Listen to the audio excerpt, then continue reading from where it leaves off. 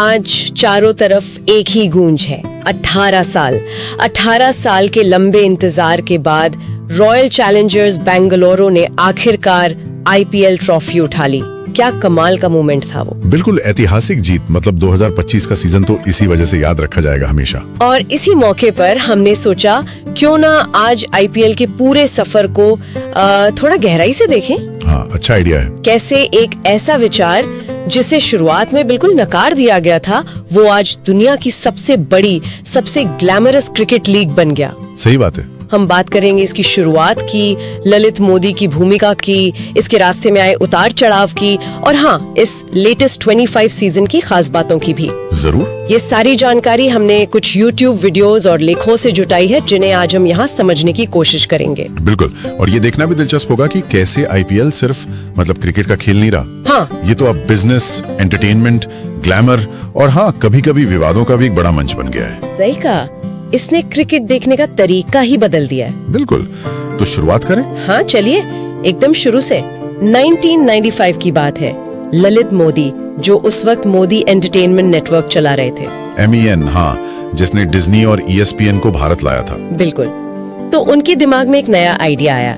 वो European football leagues जैसे English premiere league, उससे बहुत प्रभावित थे। शहर आधारित टीमें, विदेशी स्टार्स, प्राइवेट ओनरशिप, टीवी पर शानदार ब्रॉडकास्ट, ये सब। हाँ, पूरा मॉडल। लेकिन जब वो ये प्रस्ताव लेकर BCCI के पास गए तो उन्हें सीधे मना कर दिया गया। BCCI उस टाइम पे मतलब काफी ट्रेडिशनल सोच रखती थी। उन्हें लगा कि ये सब कुछ ज्यादा ही कमर्शियल हो जाएगा। हाँ बिल्कुल, व्यवसायीकरण का डर, बोर्ड का कंट्रोल कम होने का डर, और शायद ये भी कि खिलाड़ियों की लॉयल्टी बढ़ जाएगी क्लब की तरफ। अच्छा। असल में कंट्रोल और पैसे का ही खेल था।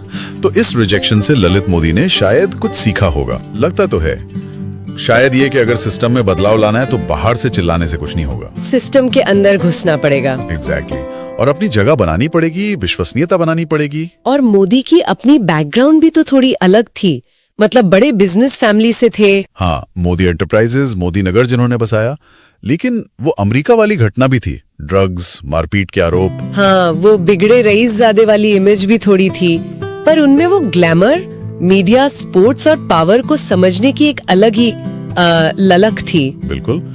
और उन्होंने BCCI में एंट्री के लिए एक प्लान बनाया। राजस्थान क्रिकेट एसोसिएशन है ना, RCA। हाँ, RCA को टारगेट किया, अपने पुराने फैमिली कनेक्शंस इस्तेमाल किए, वसुंधरा राजे जो तब मुख्यमंत्री थी उनसे नजदीकी बढ़ाई। और फिर वो राजस्थान स्पोर्ट्स एक्ट वाला मामला। हाँ, 2005 में वो एक्ट पास करवाया जिससे RCA में चुनाव हो सके और दशकों से चला आ रहा रोंगटा परिवार का कंट्रोल खत्म हुआ। और मोदी RCA प्रेसिडेंट बन गए। और RCA प्रेसिडेंट बनते ही वो ऑटोमेटिकली BCCI मेंबर बन गए। अच्छा, तो ये रास्ता था। हाँ, फिर 2005 के BCCI इलेक्शन में शरद पवार का साथ दिया डालमिया के खिलाफ। पवार जीते और मोदी बन गए BCCI के वाइस प्रेसिडेंट।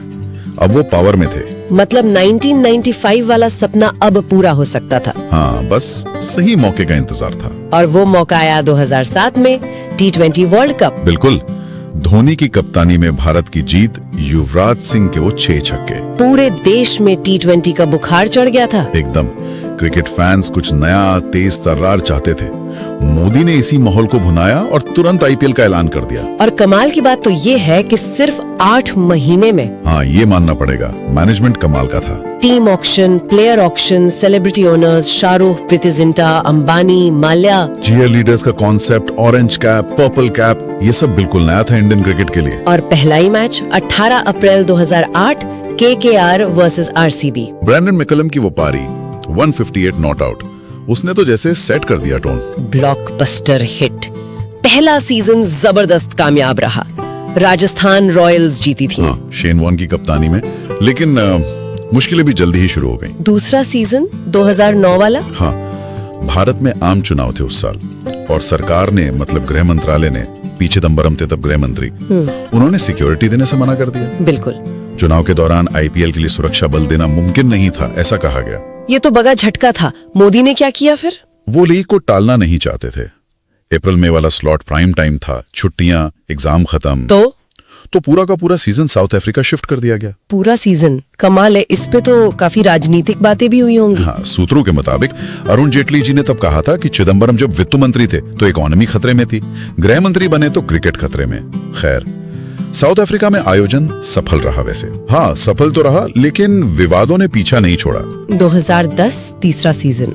इसमें क्या हुआ? दो नई टीमें आई थी ना, पुणे और कोची। एग्जैक्टली और पेच फंसा कोची टस्कर्स केरला टीम की ओनरशिप को लेकर। अच्छा। बात सामने आई कि सुनंदा पुष्कर, जो उस समय शशि थरूर की करीबी दोस्त थीं, उनके पास टीम में करीब 25% हिस्सेदारी थी। बिना कोई पैसा लगाए, स्वेट इक्विटी जिसे कहते हैं। हाँ, कथित तौर पर। जब ललित मोदी ने इसकी जांच शुरू की, हाँ। तो सूत्रों के अनुसार उन्हें शशि थरूर का फोन आया, जिन्होंने गुस्से में पूछा, how dare you ask about Sunanda Pushkar. अरे बाप रे। ये भी कहा गया कि उस वक्त के बीसीसीआई अध्यक्ष शशांक मनोहर के दबाव में मोदी को टीम को मंजूरी देनी पड़ी थी। लेकिन मोदी ने बाद में ये सब ट्विटर पर लिख दिया। हाँ, और उससे बड़ा राजनीतिक भूचाल आ गया। शशि थरूर को विदेश राज्य मंत्री पद से इस्तीफा देना पड़ा। हम ये बस रिपोर्ट कर रहे हैं जैसा हमें सूत्रों से पता चला है। बिल्कुल। और यही कोची वाला विवाद ललित मोदी के लिए महंगा पड़ा। IPL 3 के फाइनल के बाद उन्हें सस्पेंड कर दिया गया। हाँ, प्रेजेंटेशन सेरेमनी से ठीक पहले BCCI और IPL के सभी पदों से निलंबित। और फिर वो भारत छोड़कर चले गए। हाँ, वो पहले ही कह चुके थे कि उन्हें दाऊद इब्राहिम से धमकियां मिल रही हैं, क्योंकि वो सट्टेबाजी रोकने की कोशिश कर रहे थे। और सस्पेंशन के बाद उनकी सिक्योरिटी हटा ली गई, ऐसा कहा गया। हाँ, तो उन्होंने अपनी जान को खतरा बताया और लंदन चले गए। और तब से मतलब 2025 तक भी भारतीय एजेंसियां उन्हें भगोड़ा मानती हैं, ऐसा स्रोतों का कहना है। तो मोदी का चैप्टर तो वहाँ खत्म हुआ, लेकिन IPL पर लगे आरोप वो चलते रहे। 2009 में साउथ अफ्रीका पैसे ले जाने में फीमा के उल्लंघन का आरोप लगा, मनी लॉन्ड्रिंग का। अच्छा। ब्रॉडकास्ट राइट्स टीम नीलामी में भी गड़बड़ियों के आरोप लगे कि उन्होंने अपने करीबियों को फायदा पहुंचाया। मतलब सफलता के साथ साथ ये डार्क साइड भी रही हमेशा। बिल्कुल। और 2013 का वो स्पॉट फिक्सिंग और सट्टेबाजी वाला स्कैंडल तो बहुत बड़ा दाग था लीग पर। हाँ, श्रीसंत और बाकी खिलाड़ी उसने तो हिला के रख दिया था। सही बात है। इन सब के बावजूद IPL न सिर्फ चलता रहा, बल्कि हर साल और बड़ा होता गया। और अब आते हैं 2025 सीजन पर, और सबसे बड़ी खबर, RCB रॉयल चैलेंजर्स बैंगलोर पहली बार चैंपियन। 18 साल का इंतजार खत्म। फैंस के लिए, विराट कोहली के लिए, मतलब क्या इमोशनल मोमेंट रहा होगा। फाइनल में पंजाब किंग्स को हराया, वो भी सिर्फ 6 रन से। रोमांचक फाइनल। बिल्कुल। रजत पाटीदार कप्तान थे RCB के, पंजाब के कप्तान श्रेयस अय्यर। फाइनल अहमदाबाद में हुआ। टाइटंस का दबदबा रहा इंडिविजुअल अवार्ड्स में। हाँ। साई सुदर्शन इमर्जिंग प्लेयर भी बने, और मोस्ट वैल्यूएबल प्लेयर रहे सूर्य कुमार यादव। 2025 में कुछ और रिकॉर्ड भी बने ना। वो बिहार के एक युवा खिलाड़ी, हाँ, वैभव सूर्यवंशी, उम्र करीब 14 साल बताई गई, सबसे युवा डेब्यू करने वाले खिलाड़ी बने IPL के। 14 साल। और उन्होंने शतक भी बनाया। हाँ, सिर्फ 35 गेंदों में सबसे कम उम्र में IPL शतक बनाने वाले भारतीय खिलाड़ी। ये तो मतलब कमाल ही है। अविश्वसनीय। और नीलामी का क्या, वो जद्दा में हुई थी ना। हाँ, पहली बार भारत से बाहर। और ऋषभ पंत सबसे महंगे बिके, 27 करोड़ रुपए लखनऊ सुपर जायंट्स ने खरीदा। 27 करोड़, रिकॉर्ड तोड़ दिया। बिल्कुल। और विराट कोहली 1000 बाउंड्रीज चौके छक्के मिलाकर लगाने वाले पहले खिलाड़ी बने T20 में। रोहित शर्मा ने भी कुछ किया ना। हाँ, 300 IPL छक्के लगाने वाले पहले भारतीय बने। और अजिंक्य रहाणे 3 अलग अलग टीमों की कप्तानी करने वाले पहले भारतीय बने। ये सारे रिकॉर्ड्स दिखाते रहे कि ये कितनी बड़ी हो गई है और लगातार कैसे बढ़ रही है। बिल्कुल। इसका इम्पैक्ट बहुत गहरा है। इसने T20 क्रिकेट को दुनिया भर में फेमस कर दिया। हाँ, इसमें कोई शक नहीं। क्रिकेट का पूरा बिजनेस मॉडल बदल दिया। इसकी ब्रांड वैल्यू आज $12 बिलियन से ज्यादा बताई जाती है। इसने भारतीय टैलेंट को भी तो कितना बड़ा मंच दिया है। हाँ, अनगिनत युवा खिलाड़ी सामने आए हैं। बुमराह, पांड्या जैसे कितने ही नाम हैं। और फैंस के लिए शहरों की अपनी टीम, वो लॉयल्टी। हाँ, Mumbai Indians, Chennai super Kings 5-5 बार जीत चुकी हैं। रोहित शर्मा के पास 6 टाइटल्स हैं प्लेयर के तौर पर। इसने क्रिकेट को सिर्फ खेल नहीं रहने दिया, ये एंटरटेनमेंट है, ग्लैमर है, शहरों की टक्कर है। बिल्कुल, भारत के कल्चर का एक अहम हिस्सा बन गया हर गर्मियों में। तो ये थी IPL की कहानी। एक विवादास्पद विचार से शुरू होकर, मुश्किलों से लड़ते हुए, विवादों में घिरते हुए, लेकिन लगातार बढ़ते हुए आज दुनिया की सबसे बड़ी लीग बनने तक। और जिसका सबसे ताजा पड़ाव है RCB की वो ऐतिहासिक जीत। बिल्कुल। और आखिर में एक सवाल शायद सोचने लायक है। IPL की ये जो जबरदस्त कमर्शियल सक्सेस है और इसके साथ जो विवादों का सिलसिला चलता रहता है, इस मॉडल को देखते हुए और जिस तरह दुनिया भर में T20 लीग्स खुल रही हैं, आगे क्या, अगला बड़ा बदलाव या अगली बड़ी चुनौती क्या हो सकती है? क्या ये रेगुलेशन होगा या और विस्तार या खिलाड़ियों पर बढ़ते बोझ का मुद्दा? हाँ, कुछ भी हो सकता है।